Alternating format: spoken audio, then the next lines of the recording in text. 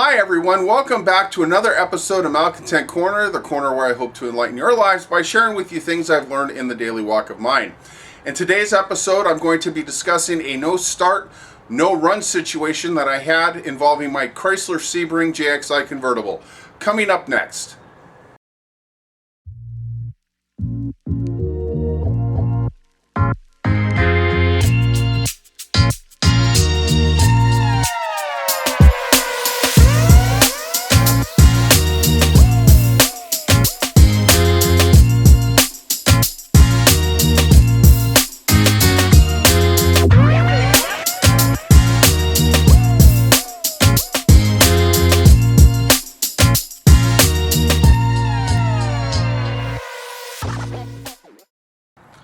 Welcome back everyone. As I described in my intro, I'm going to discuss today a no start / run problem that I had with my Chrysler Sebring JXI convertible.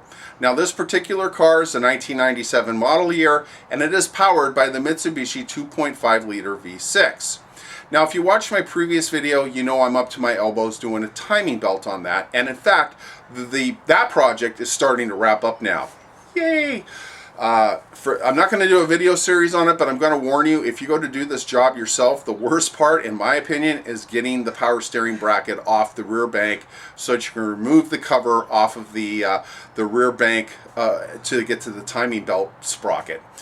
Anyway, before I could even start that job, I had to move the car from where it was to a different location so I could park it and leave it there, knowing that I was going to take my sweet time in doing the timing belt. So I go out to move the car, put the key in the ignition, crank it to the start position. The engine's just spinning, but I'm having a no start / no run problem. Now, I've been banging around cars for well over 40 years now, and I know there's a handful of things you need for a car to just at least run. You need to have compression, you need to have fuel, air, an ignition source, and I started doing the basic research. Okay, I know I have air. I'm breathing it. Okay, do I have spark? Pull the spark plug wire off, crank the engine. Yep, have spark. Have a very good spark. So I know I have the ignition. Am I getting fuel? Well, I'm not sure about that one. But let me see. Do I have compression? Yes, I do. I didn't run a compression test on the engine, but the car ran when it parked. And when tried to start the engine, it didn't sound any different than any other time over the past 20 years I've been driving this car. So, you know, it didn't sound like the valve's timing was off in any way, shape, or form. So at this point, I'm thinking I have a fuel problem. Now, I don't have a fuel pressure gauge, so I couldn't necessarily 100% test the fuel pump in the rear of the tank. Now, unfortunately, on these kind of cars, the only way you can get to that pump is to drop the tank, and that's a lot of work. And obviously, I wouldn't even want to do that where I had the car parked at. So I'm thinking at this point, okay, all I need to do is get this car running long enough so that I can move it. But I'm not sure what the hell's going on. So I figured, okay, I have some starting fluid. I'm going to spray it on the intake plenum. Let's see if the car fires up then. So sure enough, I spray some starting fluid in there, crank the car. It still won't run. Okay, now I'm getting very, very perplexed here because I know I have spark, and with the starting fluid, this thing should at least kick over, even if just for a hot second. So again, I'm kind of like scratching my head, and because nothing's adding up here. So I'm thinking, do I have a bad crank position sensor? Do I have a bad cam phase sensor?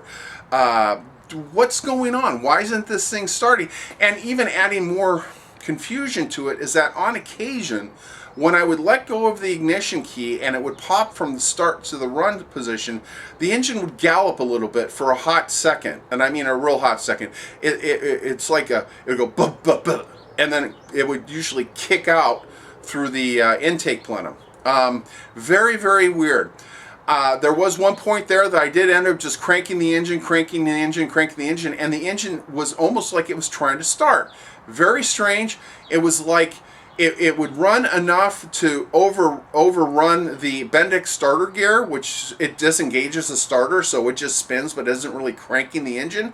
And then of course it would stop and the starter would re-engage. it was like old Betsy wanted to run. And if I had to describe it as in a way that a car guy could understand, it was like the timing was way out of whack.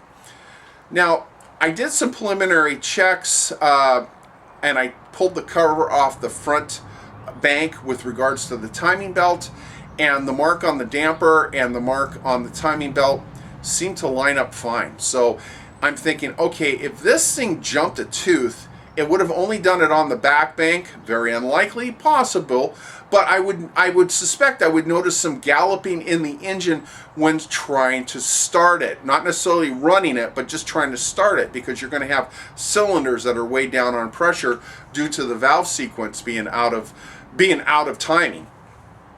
Now, not helping me was also in researching this problem on the internet, a lot of people were confusing a no crank problem with a no start/run problem. So they would say, my car won't start, and what it was is their car battery was dead, or they had a bad ground, or something silly like that. So, you would start you would read the problem, or at least the title, and you dig into it, and you're like, no, that's not my problem here. My car cranks fine. And a lot of the data was also old, too. These cars are getting, admittedly, long in the tooth. I mean, this one's, 25, 26 years old now. And I'm sure a lot of people just throw them out and buy a new one. I happen to like the car, and it runs good when it does run, so I'm not willing to do that. I, admittedly, though, was perplexed. Like I said, if I had to describe it in any way for somebody who works on cars, it's like the timing was out of whack on it and was way advanced, because it's like it wanted to start, but it just wasn't there. Now, I did happen to stumble across a video series here on YouTube, and the gentleman's name is Jamie Jones, the car guy, and he did an awesome series on how to rebuild the distributors on these 2.5 liter Chryslers. And he also did a wonderful video series on how to properly time them so that you're not 180 degrees out of time with the engine. Out of desperation, thinking, okay, this guy works on these cars, so he obviously knows a thing or two. Maybe he might be able to shed some light. I sent him an email kind of outlining and describing what I had, and wonder of wonders, he got back to me. He said, listen, the map sensors can go bad on these cars, so try this. When you go to start the car, hold the accelerator pedal all the way to the floor and try starting it. And if that doesn't work, try feathering it up and down when you're trying to start it.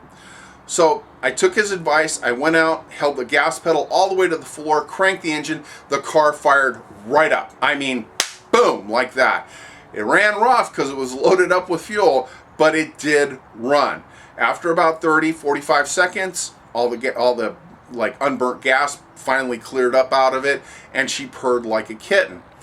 Now, I thought, okay, let's see if this problem's going to strike again. So I turn the key off, go to start it, and it fires right back up again. In fact, over the course of the next several days, I ended up firing the car up, moving it to where I needed it to move it to, parked it, let it sit, would come out, try starting it, and it fired up each and every time. So it's like once it ran, the problem went away. Not wanting to take any chances with it, I just replaced the map sensor on the car. As far as I'm concerned, this job is done and put to bed.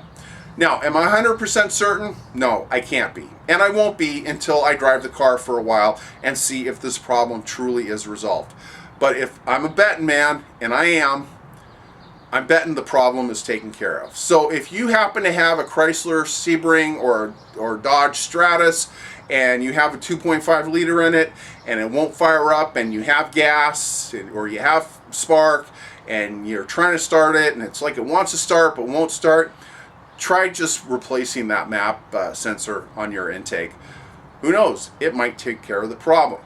Now, before I go, I do want to give a shout out here to Mr. Jones. Jamie, thank you very much for getting back to me. You really helped me out a lot with my problem, because admittedly, this old dog was kind of chasing his tail around in circles. So thank you very much. You helped me out, and you are a lifesaver. And for the rest of you watching me, I hope you find this video of some use. I hope to see you back again here at some point in the not too distant future. So until that time, please take care of yourselves, and we'll catch you back here at a later time. Okay? Ciao!